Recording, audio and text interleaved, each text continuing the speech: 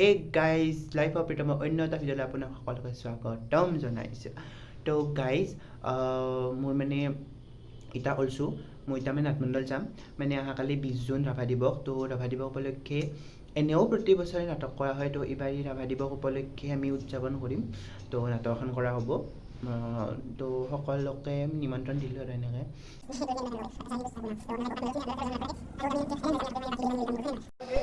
তো গাইজ মই আহি পালোঁ।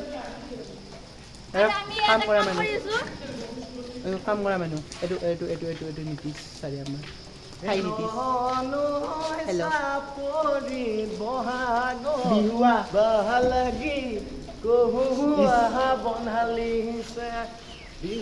আহোঁ কাম কৰি আছে। আমি জাষ্ট আহি পালোঁ। তেতিয়া আমিও কৰিম গাইজ। ৰজনাথ শৰ্মা নাটঘৰ আহিব অহাকালি, যদিহে পানী নহয়, পানী হ'লে আহিব, মুঠতে আহিব গাইজ। আহি কিনে বহুত কাম কৰিলোঁ গাইজ, বান্ধিলৈ ঘূৰি আছোঁ এতিয়া মানে গাইজ। একবাৰ মানে মই গ্ৰীণ ৰুমটো চাই যাওঁ আহোঁ কিমান চাফা কৰিল গাইজ। পানী চাওকচোন গাইজ, পানী পানী গাইজ নাটমণ্ডলৰ তলত কি যি হ'ব গাইজ।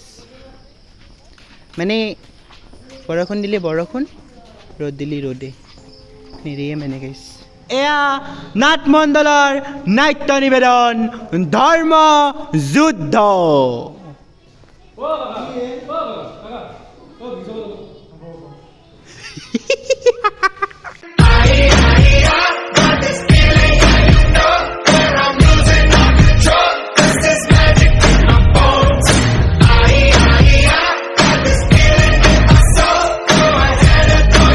তো গাইজ এইখন ষ্টেজ, আমি ষ্টেজখন চাফা কৰিলোঁ।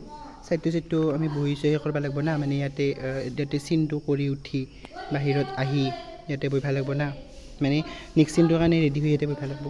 তো তাৰ কাৰণে এইগিলাখান হৈছে প্ৰপাৰ্টি নাটকৰ ইউজ কৰা, এইবিলাক প্ৰপাৰ্টি হয় গাইজ। এইফালে পিছেদি মানে ষ্টেজখনৰ পিছেদি যদি সেইটো চাইডত যাব লগা হয়, চাপ'জ সেইটো চাইডেদি এণ্ট্ৰি আছে, দেন এহেদি যায় সেহেদি সোমাম। আৰু যদি ষ্টেজ নিজৰ ৰোলটো কৰি সেহেদি ওলাওঁ হ'লে এহেদিনকৈ ঘূৰি আহি পাছেদি আহি এনেকৈ যাম। আৰু গাইজ এইটো গ্ৰীণ ৰুম। এতিয়া গাইজ মানে কি কৰি দিছে, এইফালে ছোৱালীৰ ছোৱালীৰ দেখাৰ কাৰণে ইয়াতে কাপোৰ টানি দিছে, কাৰণ তাক ড্ৰেছ চেঞ্জ কৰিব লাগিব না।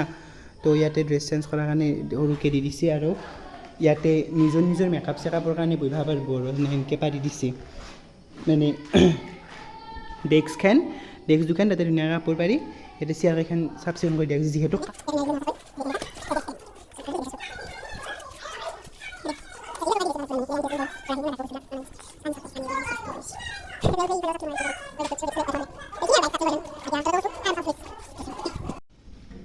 তো গাইজ এতিয়া আমি টকৰি খাম।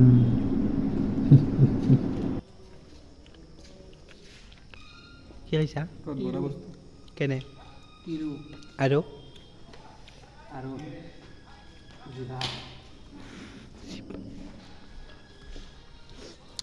গাইজ তিৰু আৰু জিভা বাৰ্তি। তো গাইজ এতিয়া আমাৰ আজি লাষ্ট ৰিহাৰ্চেল হয়। তো এতিয়া একবাৰ কমপ্লিট ষ্টেজ ৰিহাৰ্চেল দিম। ফাৰ্ষ্ট চিনটো লাষ্ট চিন, তাৰপিছত আমি পূৰা ৰেডি। সেইফালে গোটেইকেইটাই আছে ৰেডি হৈ।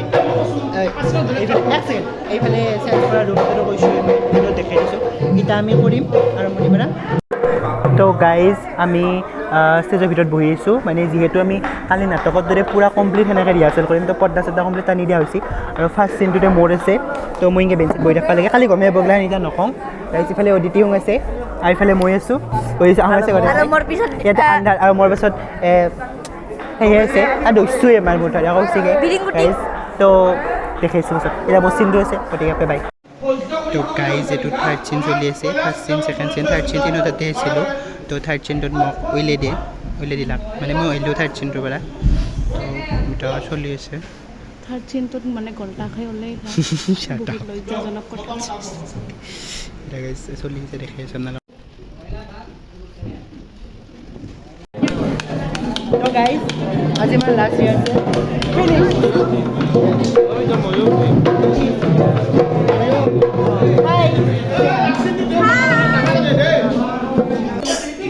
Hi. Hi. Hi.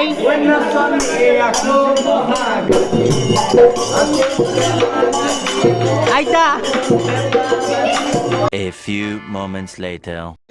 তো গাইজ ৰাতি 11টা বাজিছে আমি ৰিহাৰ্চেল খতম কৰিলোঁ আজি লাষ্ট ৰিহাৰ্চেল আছিল আমি খোজকাঢ়ি যাইছোঁ মানে দুটাক থবা গেল অবিনাশে আৰু আমাৰ ফিজিঅ'থেৰাপিষ্ট ডক্টৰে এইটো জয়শ্ৰী মই শশাংক আৰু নিখিল আৰু মই আমি যাইছোঁ আজাদ ভৱনৰ কাষেদি सुनसान सी जगह है अकेले हम चार जयश्री